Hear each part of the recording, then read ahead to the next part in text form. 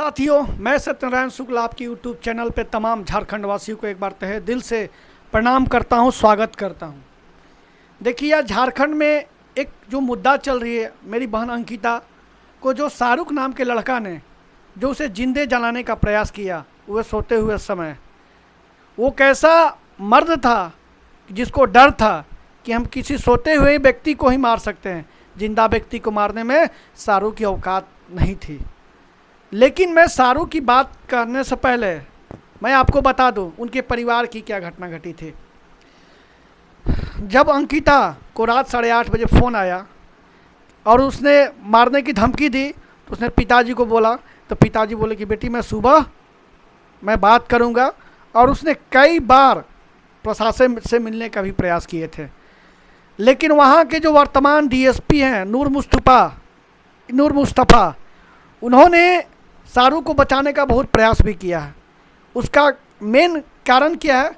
क्योंकि वो भी मुस्लिम, ये भी मुस्लिम, और ये चलता है मुस्लिम में बहुत लोग हैं जो एक दूसरे को आपराधिक संगठन, आपराधिक जो कार्य करके आते हैं उसको भी समर्थन करते हैं। पर हमारे धर्म हिंदू में ये नहीं सिखाया जाता है कि जो गलत है सो गलत है, जो अच्छा है सो अच्छा है। लेकिन मैं बता दूं कि आज अंकिता की जो 5 मेन को मैं आपसे प्रश्न कर रहा हूँ, ये प्रश्न यही है कि क्या एक हिंदू बेटी को आज स्वतंत्र रहना उसके लिए दिक्कत की बात हो जा रही है? क्या उस परिवार को इतना समस्या आने के बाद भी, प्रशासन से निवेदन करने के बाद भी शाहरुख को कब पकड़ा गया? जब उनकी मृत्यु हुई तब। तीसरा प्रश्न, उनके परिवार में जब अंकिता को इलाज के दौरान, इलाज कहाँ करवाया गया? इलाज करवाया गया उनके वहाँ के लोकल हॉस्पिटल में, जो वहाँ के हाई कोर्ट ने उसे बैन भी कर दिया था। चौथा, कि आखिर क्यों विलम्ब हुई उसको जान बचाने में? उसको अगर इतना खराब परिस्थिति था तो अंकिता को क्यों नहीं अच्छा हॉस्पिटल उपलब्ध कराया गया? जब हमारे सरकार में पक्ष विपक्ष, मैं किसी का नाम नहीं ले रहा हूँ, लेकिन उस समय जो यहाँ जो झारखंड में कोई भी जनता अगर कोई सरकार चुन के भेजती है तो वहाँ के मुख्यमंत्री का ये प्रबल मौलिक अधिकार होता है कि हम हर एक नागरिक की रक्षा अपना बेटा, भाई और गार्जियन जैसा करें। लेकिन उस समय हमारे वर्तमान मुख्यमंत्री कहाँ थे? पिकनिक स्पॉट पर अपने सरकार को बचाने में लगे थे। कितने विधायक, कितने सांसद उस परिवार से मिलने गए अभी तक? आप हृदय पे हाथ रख के पूरे तमाम झारखंड के नागरिक सोचिएगा कि कुछ दिन पहले, आखिर क्यों कुछ दिन पहले से मैं एक प्रश्न कर रहा हूं कि क्यों अंकिता के परिवार को वहां का प्रशासन उसे मतलब बचाने का प्रयास नहीं किया? वहां का जो नूर मुस्तफ़ा जो डीएसपी है वो किसको बचाने का प्रयास किया?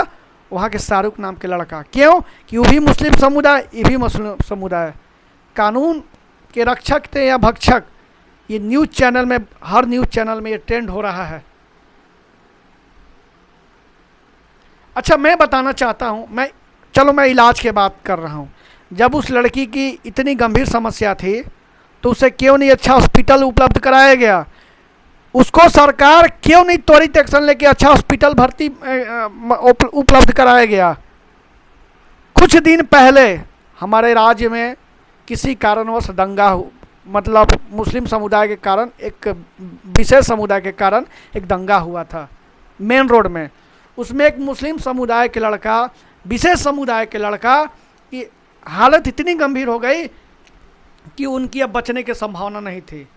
उस समय त्वरित हमारे माननीय मुख्यमंत्री जी, हमारे सरकार के तमाम सदस्यगण, उन्हें हेलीकॉप्टर सुविधा करके और 10 लाख रुपया दे के दिल्ली के मेदांता हॉस्पिटल में भर्ती कराया गया। क्या हमारे अंकिता बहन हिंदू की बेटी हुई तो उसको क्या सरकार को कर्तव्य नहीं बनता था? आखिर क्यों हमारे हिंदुओं के साथ क्यों भेदभाव ऐसा हो रहा है?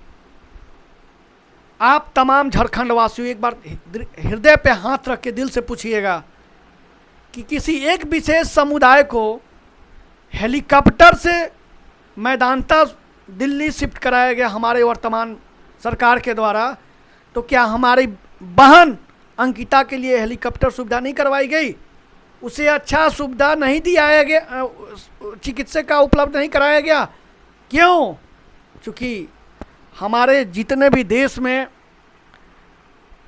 जो ये ऐसा परिस्थिति बन रहा है, ये कहीं ना कहीं नागरिक के सरकार पे भरोसा उठने की बात चल रही है।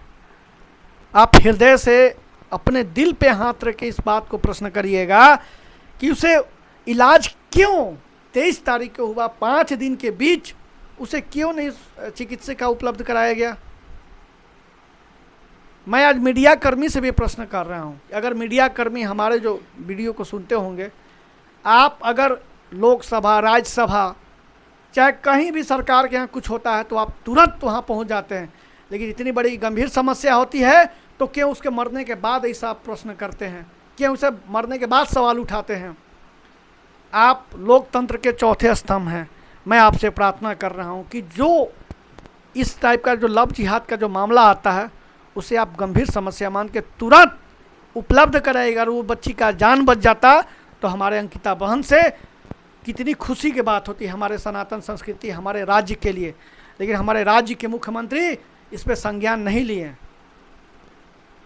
उन्होंने विशेष समुदाय के लिए संज्ञान लिए, उसे हेलीकॉप्टर से दिल्ली मैदान तक भेजे, लेकिन वर्तमान में हमारे अंकिता के लिए उन्होंने विशेष सुविधा उपलब्ध क्यों नहीं कराएं? मैं उनसे पूछना चाहता हूं कि क्या कमी है हम लोग में? क्या आप सनातन संस्कृति के पूजक नहीं हैं?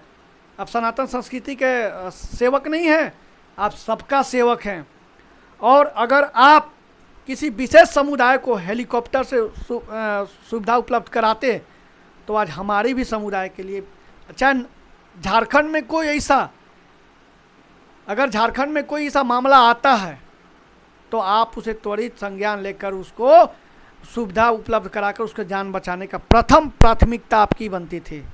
खैर कोई बात नहीं, मैं एक छात्र हूँ, मैं एक हिंदुत्व, मैं एक सनातन संस्कृति का लड़का हूँ। हमारे सनातन संस्कृति के साथ जो गलत होगा मैं इसके लिए आवाज़ उठाऊंगा। दूसरी चीज़ कि आज जो लव जिहाद का जो मामला बढ़ रहा है, उस लव जिहाद को मामला को रोकने के लिए हमें तमाम भारतवासियों को एक संकल्प लेकर चलना होगा।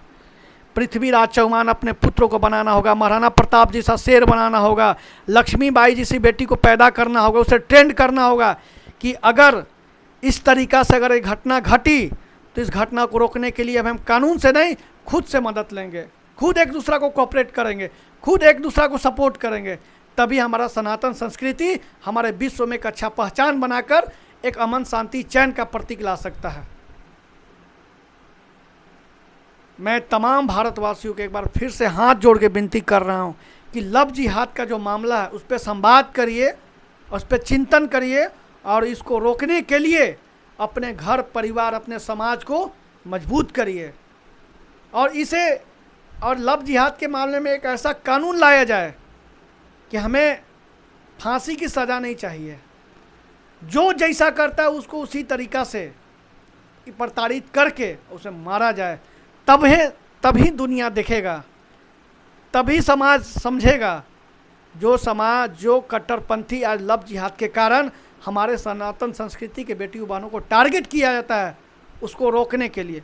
दूसरी बात, जो आज जो वर्तमान में वहाँ जो डीएसपी हैं नूर मुस्तफ़ा, अगर इस तरीक़ा से जो कानून का जो रक्षक बन के गया उसे भक्षक करे तो उसको त्वरित कानूनी कार्रवाई करके उसे सस्पेंड करना होगा।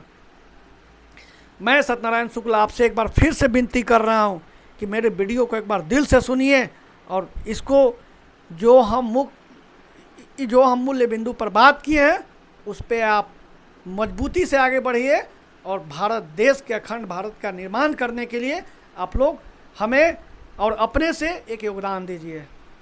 मैं एक बात बोल रहा हूँ कि मैं अपने भारत माँ के बेटे हूँ और मैं अपने भारत देश में अगर किसी भी हो रहे गलत का विरोध मैं हमेशा करूँगा। इसके लिए मुझे अगर जान भी देना पड़े तो मुझे कोई ऐतराज़ नहीं, मुझे अगर अविवाहित भी रहना पड़े तो मुझे कोई ऐतराज़ नहीं, लेकिन मैं गलत के खिलाफ़ हमेशा लड़ूंगा। और हमेशा अपने देश में हो रही जो छवि खराब कर रहे हैं कुछ कट्टरपंथी, उसके खिलाफ तो मैं ज़रूर लड़ूंगा। और मैं अपने देश के और अपने समाज के लिए मैं हमेशा ये अच्छाई काम को आगे लाने का प्रयास करूंगा, और जो गलत काम हो रहे हैं उस पर मैं आवाज़ उठाते रहूँगा। तब तक के लिए मुझे आप आशीर्वाद दीजिए, और मैं इसी तरीक़ा से तमाम सामाजिक वीडियो पर बात उठाते रहें ताकि लोगों तक, जन जन तक पहुँचे, और लोग अपने हृदय भाव से और सनातन संस्कृति के लोग मजबूत हो, और हमारा देश इसी तरह से खुशहाल आगे बढ़ते रहे। तब तक के लिए धन्यवाद।